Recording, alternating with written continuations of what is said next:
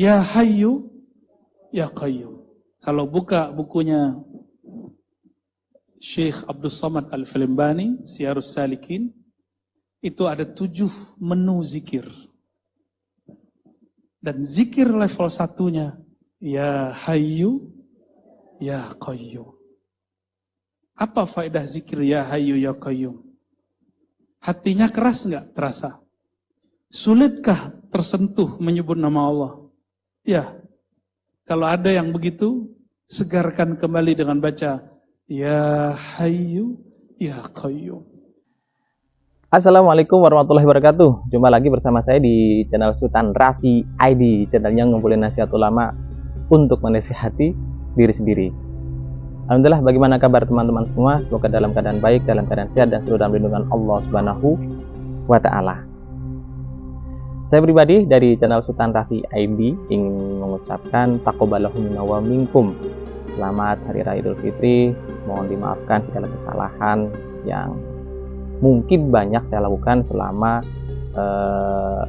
saya menyajikan konten-konten di channel Sultan Rafi ID ini. Mohon diikhlaskan dan mohon sungguh dimaafkan apabila ada kesalahan. Tentunya yang paling kita harus syukuri, kita alhamdulillah bisa melewati bulan Ramadan pada tahun ini, dan kita dipertemukan dengan Hari Raya Idul Fitri. Kita bisa berkumpul dengan saudara-saudara kita bisa berkumpul atau berjumpa dengan orang tua kita yang mungkin kita ketemunya bisa aja pas momen Lebaran ini. Tapi ada satu nasihat dari Habib Umar bin Hafiz buat teman-teman semua, biar tidak salah niat dalam kita melakukan amalan-amalan ibadah. Dan nasihatnya adalah, jika kita beribadah karena Ramadan, sungguh ia akan berlalu.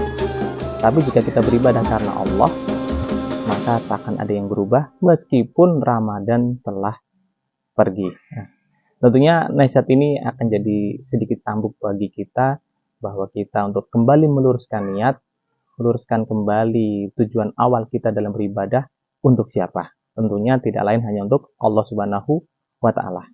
Dan alhamdulillah di video kali ini kembali Buya Rosi menyampaikan beberapa hal mengenai thariqah.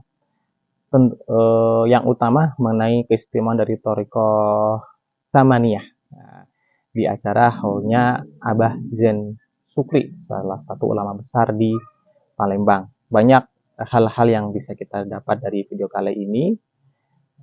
Tentunya semoga teman-teman semua berkenan dan selamat menikmati. Assalamualaikum warahmatullahi wabarakatuh.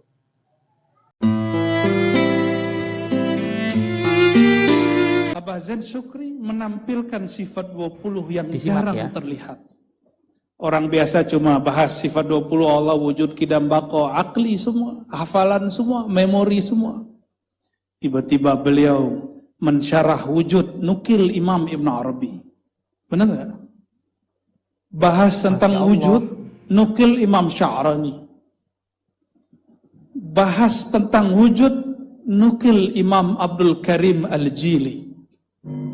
Imam Abdul Karim Al-Jili ini wali kutub di zamannya. Beliau punya guru, namanya ditulis di sini, Ismail Jabarti, orang Yaman, kampungnya Habib kita. Maulana Syekh Ismail Jabarti itu orang majzub. Apa arti majzub? Orang yang ditarik ruhnya, akalnya, kolbunya, cinta kepada Allah. Kalau beliau hidup di zaman ini, mungkin orang-orang kaget. Apa kata beliau ketika lagi jazbah? Thariqah Saman itu thariqah jazbah ilahiyah.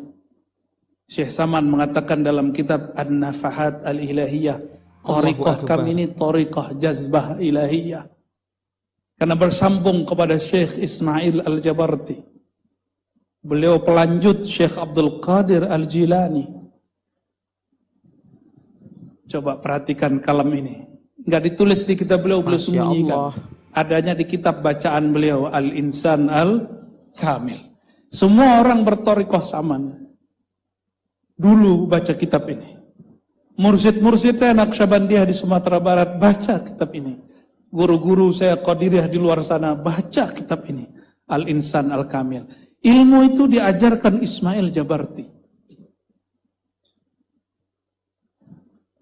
Satu kali, kejadian yang dulu terjadi pada Imam Shibli, temannya Halaj. Tapi lain jalan. Tiba-tiba nur ala nur terpancar melalui dirinya. Beliau lagi jazab. Apa kata Syekh Ismail Jabarti? Ishhadu anni Rasulullah. Gimana kalau orang begitu ada hari ini? Udah bilang, oh ente nih Nabi setelah Nabi Muhammad. Tapi muridnya nggak hadir semua. Saat itu ikut mukasyafah kalbunya. Melihat yang ngomong bukan Syekh Ismail Jabarti. Yang ngomong Nur Sayyidina Muhammad SAW. Tapi bukan reinkarnasi. Bukan ittihal dan hulul. La yafhamuhu illa ahlul azwaq. Yang faham cuma orang-orang yang ada zuknya. Tapi kalau sekarang kita boleh faham.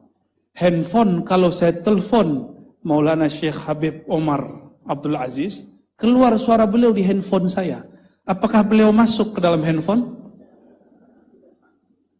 Kenapa saya bisa telepon beliau? Suaranya kok muncul dan gambarnya muncul di handphone saya? Karena saya punya nomor beliau. Ketika ditelepon, beliau tahu, oh ini Ar-Razi nih, ini murid saya ini. Maka video call diterima. Coba kalau ada nomor tidak jelas masuk ke handphone kita, diterima nggak? Nggak diterima. Ternyata penjelasannya cuma dengan makrifat handphonenya. Itu makrifat baru yang bid'ah. Dulu Imam Shibli dikafirkan karena ini kawan Halaj, tapi dibela oleh Ibnu Taimiyah. Di situ saya tahu Ibnu Taimiyah bukanlah seperti yang kita bayangkan. Betul, dia punya beberapa keanehan. Imam Wahabi, imamnya Salafi. Tapi di akhir hayat dia husnuzon kepada semua sufi. Disitulah dia menjadi kekasih Allah Subhanahu wa ta'ala. Kadang orang itu jadi kekasih Allah bukan karena wirid, tapi karena dia sayang kepada makhluk Allah. Apa kata Ibnu Taimiyah sebelum hayatnya berpulang kepada yang maha hidup? Seperti kalam Imam Asy'ari. Ushidukum bi anni la ukaffiru ahadan min ahli qiblah. Aku bersaksi, aku tidak mengkafirkan siapapun orang yang berkiblat kepada Ka'bah. Disitulah beliau diangkat Allah derajatnya. Maka saya juga seperti itu, karena ingin diangkat juga. Kita tidak akan kafirkan orang lain faham sama kita, lain thariqah sama kita, lain ibarat sama kita. Tapi ya mohon maaf, ada ulama juri. Tahu ulama juri? Ulama juri itu suka nilai-nilai orang.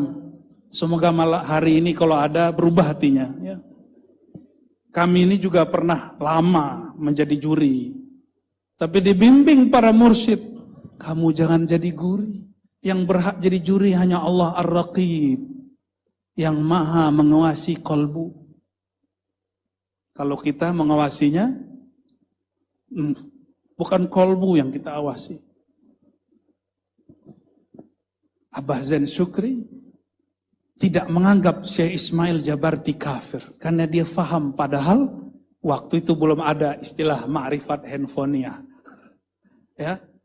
Jadi nanti jika ada wali mengalami hal itu, dia lagi asik bermakrifat kepada Allah dan Rasulullah, tiba-tiba nur Allah terpancar dalam dirinya. Maka muridnya melihat seperti layar handphone, ada pancaran wajah baginda di wajahnya. Masya Allah. Begitu juga akan terjadi jika Imam Mahdi sudah muncul, nanti para masyayikh akan banyak yang mabuk, tiba-tiba dia mengatakan Anal Mahdi. Bukan dia Mahdi.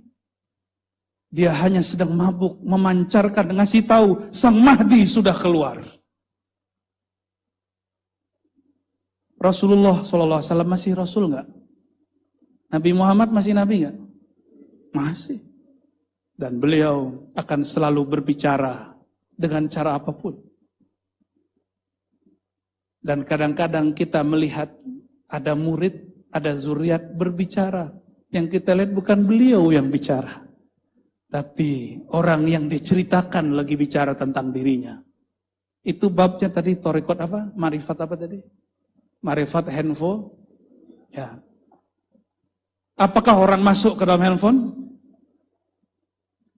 Apakah itu hulul ittihad? Nyatu? Tidak. Masya Apakah itu Allah. reinkarnasi? Tidak. Itu namanya wusul. Terkoneksi kepada beliau. Dan Abah Zain Syukri salah satu orang yang kolbunya wusul ila baginda Rasulullah sallallahu alaihi wasallam. Ya. Saya lihat di sini ternyata ada tawassul Syekh Saman di ujung. Sama seperti di Banjar. Ya, kami alhamdulillah sering juga ke sana. Karena saya suka, inilah nikmatnya kalau banyak thariqat. Maka kita cinta banyak wali. Kalau cuma satu thariqat, kita terbatas hanya cinta wali fulan. Tapi kalau cinta banyak thariqat, ngambil banyak zikir, akhirnya kolbu kita disebut Syekh Abdul Qadir Jailani bergetar. Disebut Al-Habib Aidrus Allahu bergetar. Akbar. Disebut Ratibul Haddad, Sidi Abdullah Al-Haddad bergetar. Disebut Syekh Muhammad bin Al-Mukram Saman bergetar. Kenapa? Kita punya silsilah kepada beliau. Jadi Masya kalau ada yang Allah. bertanya dalam hatinya, ini orang masih muda, songong sekali, thariqatnya banyak. Ya, mungkinkah ada orang habis sekolah S1 di mana, terus sekolah tempat lain? Mungkin nggak? Dan adakah orang yang S1 bersamaan? Ada nggak? Saya S1 3 sekaligus, tapi yang selesai 2. Nah, itu masalahnya kalau bersamaan. Kalau bareng-bareng belajar thariqah, kadang selesainya sebagian, yang satu nggak selesai, satunya selesai. Dan nikmatnya kalau gurunya punya thariqah banyak, dia tinggal nanya, kamu mau menu thariqah yang mana?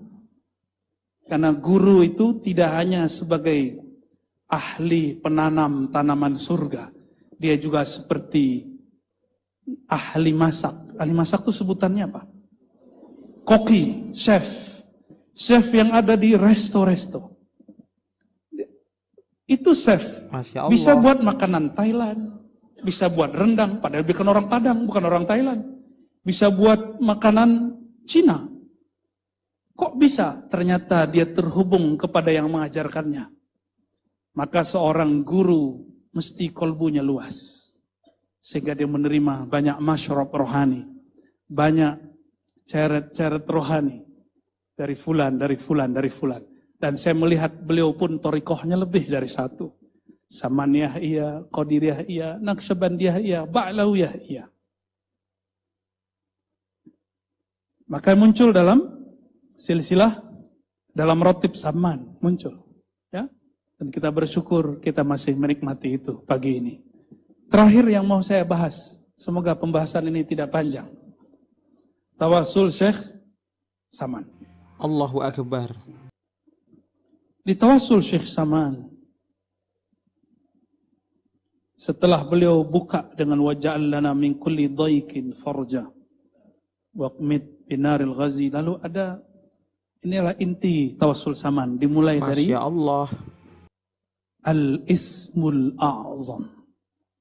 Di baris keempat, Ya Hayyu Ya Qayyum. Saya lihat orang Palembang hafal ya. Saya aja nggak hafal loh Pak. Padahal udah tahu lama. Kenapa? Karena tidak mewiridkannya. Karena masyrab saya lebih dekat kepada Naqsyabandi dan Syazili. Jadi thariqah Saman ini saya ngamalinnya cuma kalau datang ke mursyid Saman saya. Yang baru meninggal juga kemarin. Baru meninggal setelah nisfu Sya'ban. Baru meninggal beliau. Ya, Ya Hayyu Ya Qayyum. Kalau buka bukunya Syekh Abdul Samad Al-Filmbani, Siyarus Salikin, itu ada 7 menu zikir. Dan zikir level 1-nya, Ya Hayyu, Ya Qayyum. Apa faedah zikir Ya Hayyu, Ya Qayyum? Masya Allah. Hatinya keras nggak terasa? Sulitkah tersentuh menyebut nama Allah? Ya, kalau ada yang begitu, segarkan kembali dengan baca Ya Hayyu Ya Qayyum. Dahulu ada seorang syekh namanya Al-Kattani. Dia mengadukan kepada dirinya, Ya Allah, kenapa hatiku keras? Di dalam dia berdoa, dia tertidur. di dalam tidurnya.